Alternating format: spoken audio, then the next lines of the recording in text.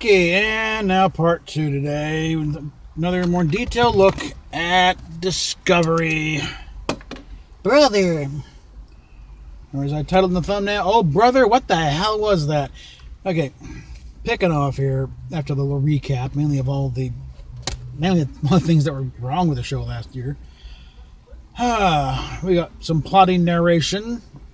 Nagging fear at first that they're going to have Mikey Spock go into the whole space to find a frontier speech. I'm like, no. You want people to turn out within 10 seconds? No. Okay. But it's really, her delivery count is really kind of plotting. I'm going to do a little look in that Zama Bathwa thing, see just how much there is on that, or there's something they made up. And the whole, a child has come to us. Messianic much? Because it definitely has the ring of unto us a child is born. Okay, and again, leafy trees on a desert planet. You guys see, not even JJ screwed that up. The desert planet, you got the cactuses, Joshua trees. You don't have what look like, elm or whatever. I don't care what you color the leaves, okay? And let's see, young Burnham. She seems a bit older in these scenes than she did in the last seasons, where I think before she was brought in, like a couple years older or something. Again, they can't even keep track of their own stuff. Never mind trust them with the rest of the record.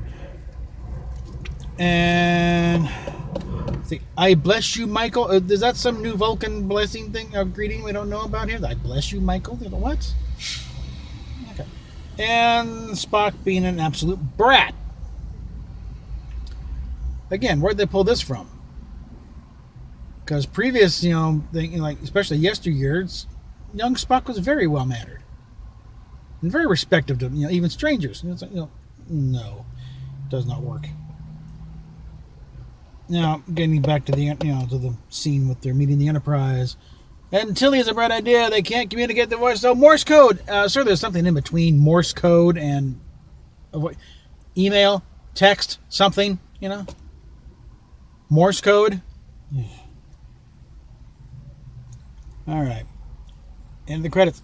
15 executive producers now. Now, granted, a few of them are going to be the holdovers from, the Gretchen Hartman or whatever, Aaron and Gretchen's show, so they'll probably be dropping through. But still, that's a ridiculous number of executive producers for any show. And let's see. Coldstream. Does Mojave have cold streams? We're talking Southern California here, okay? I think it's the high desert. And Pike is a little more jovial than even, the initial description. Look at the old writer's guide sometime, and the one description holds on through the whole thing.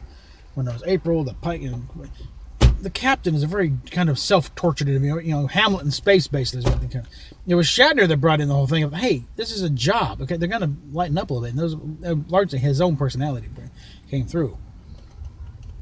But Pike was a very, moody guy, took every loss as a personal slight against himself type thing, So he's a little on the happy side here, I don't mind, it's a nice performance. He's a very, welcome, but it's not really consistent with, but then nothing else is.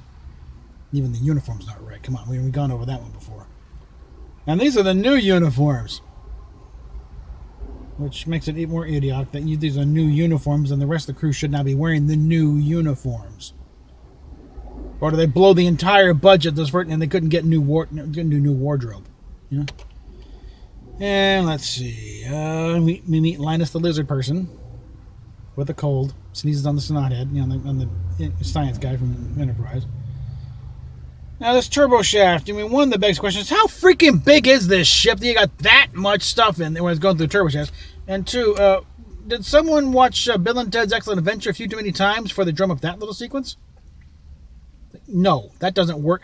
Even if a Star Destroyer wouldn't make any sense for that kind of. Because all that open space in there, where's the decks? It's supposed to be opening onto. Come on. It's like something inside a TARDIS where it doesn't matter because it's it's interdimensional transport inside. And let's see, Tilly is overly giggly this time around, especially when dealing with Pike. It's like, come on, He's becoming a caricature of herself already. It's only one episode in. Okay, and they let Pike go through the command of a star while flunking astrophysics. I mean, no one expected him to become, a science officer, but at least a C, okay? So that when your science team are telling you something, you can follow along and not just nod like a moron. Okay, and there's a definite look at Burnham and started a war. Yeah, we know what you did, yeah. And as they're going, one last longing look at the Disco Prize. You'll see, remember this? And something that's still not the right ship, guys. And Stamets, I know they want to have Stamets a little bit, but he's watching these things on duty, in front of God and everybody at Standard Council. He just sort of staring at, even if that's not actually in front of him and it's just in his head, that's still dumb. I mean, Stamets is not one from procedure, but that's pushing it, okay? Please give him some level of competence, okay? And if they had put as much thought into the rest of the show as they did the backstory of Caecilian Opera, they might have a good show on their hands. They went to all this exacting detail, and yet stuff like sonar in space gets through. And just other idiotic things. They're focusing on the wrong things. They'll get to later when we got the door number on Spock's quarters right. You got the quarters themselves all wrong, though. Who cares about the numbers? Like I said in the last video, they swap those plates around all the time. That same exact number plate, I think, was on Kirk's command chair in the second pilot. They really mean nothing. It's just there to look kind of technical and like it sort of means something, but really it doesn't mean a damn thing. It's just random stuff put up there to look funny. And let's see. Human teaches the Vulcan Science Academy. What's not right with that picture? I mean, do they really need to know about mushrooms in the Academy that bad? They can't have their own guy? Again, with Alice in Wonderland, you wonder, does Kurtzman know any other kids' stories? Or is that just the one he's going to focus on? Let's see. The holographic candles in Burnham's quarters, it's a cute idea. I guess it goes with everything else we've seen so far, but it's still, we're past the point of, griping about their depiction of holographic technology in this thing where it shouldn't have any. Sarek, years. No, this is Sarek. This is a character in a few years with, with McCoy saying you're only 102 and 102.437 years, Doctor. Measuring, yeah. He just says years, not 15 years, 6 months, 27 days. Yeah, no. Empathy, yeah, no. And his human mother couldn't possibly do that. And plus, also forgetting the fact Vulcans are not unemotional. They have very strong emotions. They have learned to suppress their emotions. So it wouldn't have to learn empathy, okay? In fact, really, that's a part of being a sentient being, is being able to empathize with another creature. That's kind of the point where, your child is no longer just, a slightly more advanced Bungie. When you start to actually empathize with with something other than himself. You can see someone else's perspective, It's when Peekaboo stops working. I mean, that's why they play it, When you put up your hands and then you're gone and you put it there. When they realize you're just putting your hands up and you're still there, that's the beginnings of empathy. They can picture from another point of view and say you're just putting your hands up. You're not being fooled. That's the beginnings of it. And this whole thing about, seeing Vulcans, if they had done just another Vulcan, some of them created a new character, even have the human wife, and they couldn't do another half human, half Vulcan child because that was still very much an oddity. But if they had just done even human wife and having his full Vulcan child and this little thing, that would have worked. But we know too much about Spock and Amanda and all that for this to even remotely work. But you got to get the call back to the original series, or to hell with everything else. You got to have anything, or it's not going to sell. Well, guess what? You had the callback, and it's not selling because you're doing it wrong, consistently wrong, and that's worse than not doing it at all. Okay, and yeah, there's a definite hint that Mikey Spock and Pecker Spock did the nasty. It's a porno story as old in time. Stepsister and stepbrother. Oh, yeah, we're not really related, so it's okay. Yeah. There's gigabytes of these videos on Pornhub. You know, just doing with a stepsister or stepbrother. Or stepmother, too. That's, you know, and stepfather. Oh, gets it. All different combinations. There's entire channels that go to it. Entire web pages. So, yeah. They went there. You can tell by their actions. They definitely went there. All right, roll call around the bridge. Nice touch. Acknowledging the fact that we can't empathize with these characters because we don't know them. We don't even know their names. I had to know Detmer because I had reminded 6 or 7 times before it finally sunk in. Now with this episode, it helps when you actually have the captain calling out the officers by name. Said Helm, and like, no, you know, Detmer, all over. Yeah, that sticks. This is basic. This is basic script writing, people, and these guys are just now learning it. How long have they been in the business? And now they figure it out? This is sad. Okay. And we also, let's see. Oh, yes, the big bank of cameras that pop out of the bottom of the hull. That is the most idiotic thing. They're supposed to be, you know, for surveying damage to the helm, or the hull, the outer hull. From that angle? Do they even think before they put these things together? And just, you know, the camera. And we'll give this excuse for them. Well, your excuse doesn't work because they're pointed out away from the ship. How the hell do you get a picture of the hull when you're in the hull? Just say sensor scans, okay? Optical sensors, whatever. Launch a probe, you know, basic shit. You know, any excuse to do a new effect, you know, and blow more, you know, more of CBS's money. Alrighty, and we also, how to effectively tell Burnham to shut up. We starts going along with things. And something I gotta constantly tell Steph about that. Less preamble, get to the point, you know. I don't want to hear the backstory, just tell me what the hell you're trying to get to. This is a crisis situation, you know, Burnham. Get to the point. Cut to the chase. And no conversation in the hallway. They mentioned the tardigrade. Not smart.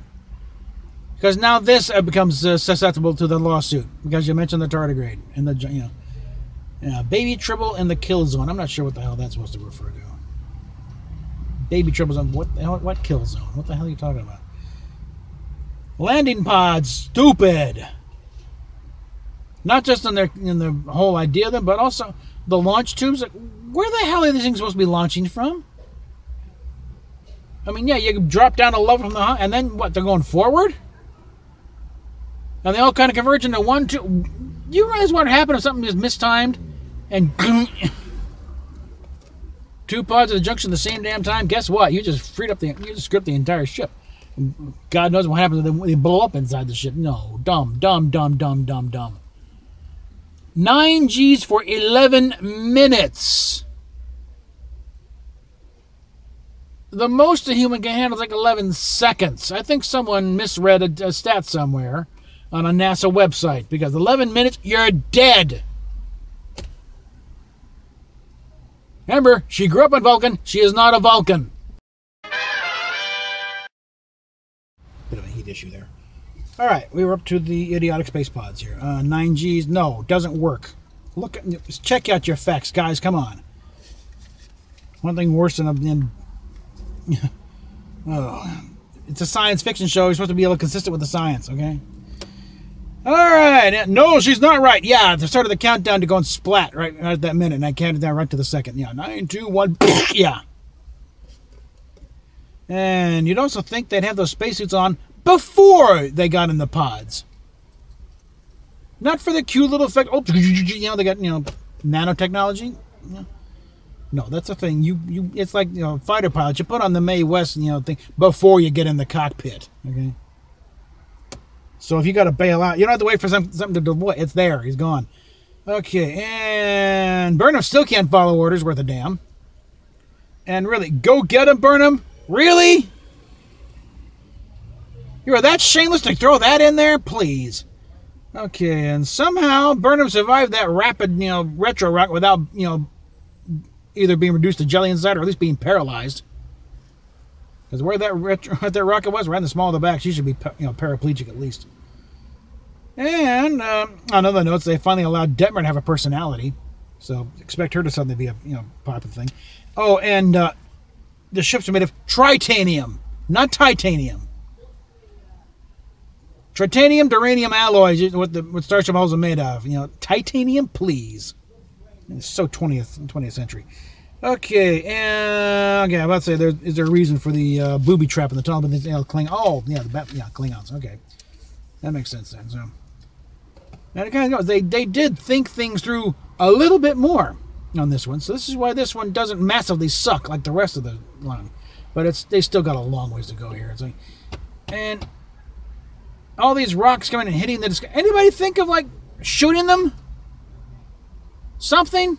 Don't just watch them come in. You got guns all over that damn ship. Take a pot shot at a couple and blow them out of the way. And also, where did they shoot that scene in the Hiawatha? A warehouse? Old steel mill or something? That's just a rather shocking lack of imagination on how they think starships are built.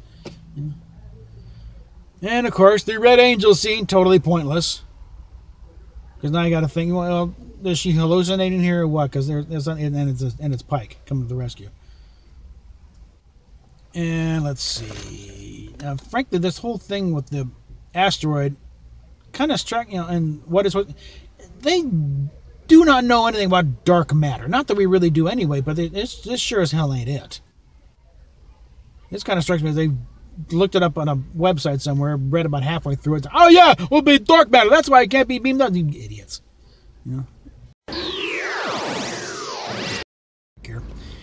Okay, Cage reference on the fortune cookie thing, cute.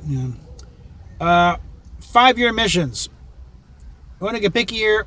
They really didn't start until after Renoman has gone before. Before that, they were just out there doing patrols and doing stuff on a case-by-case basis. There was no defined 5-year mission at that point. They had general objectives to support the patrol borders, support Earth bases, and investigate phenomenon and contact anything in life. But there was no defined 5-year mission at that point.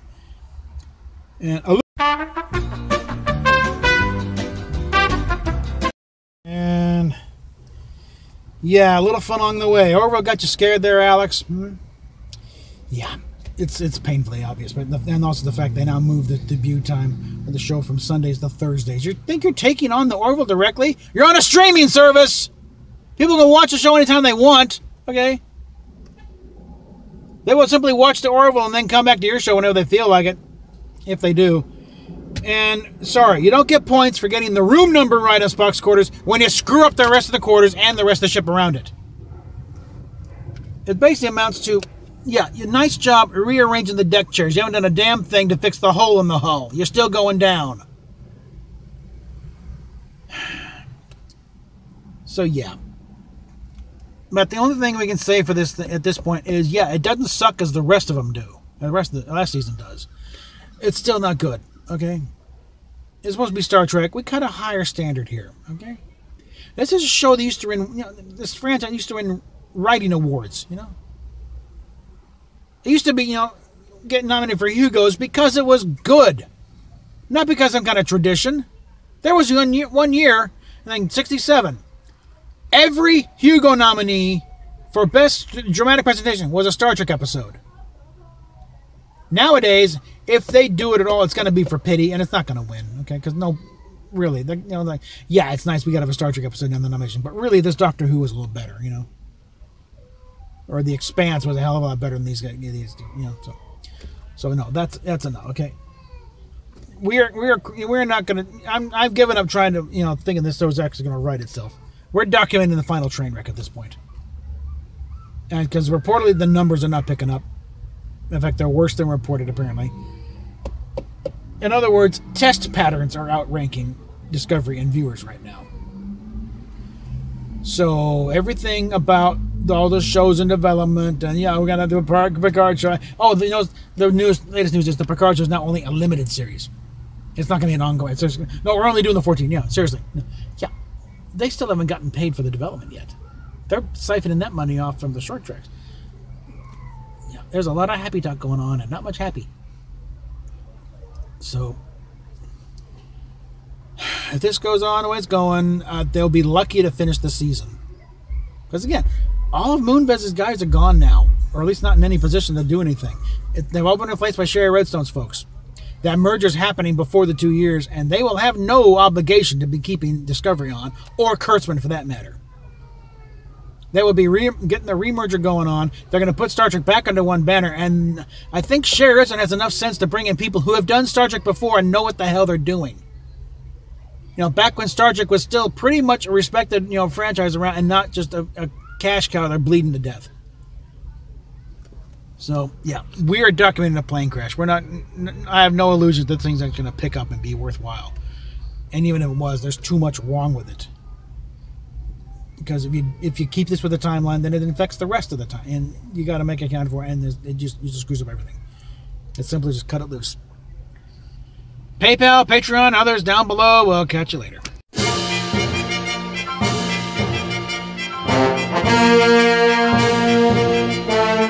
Thank you.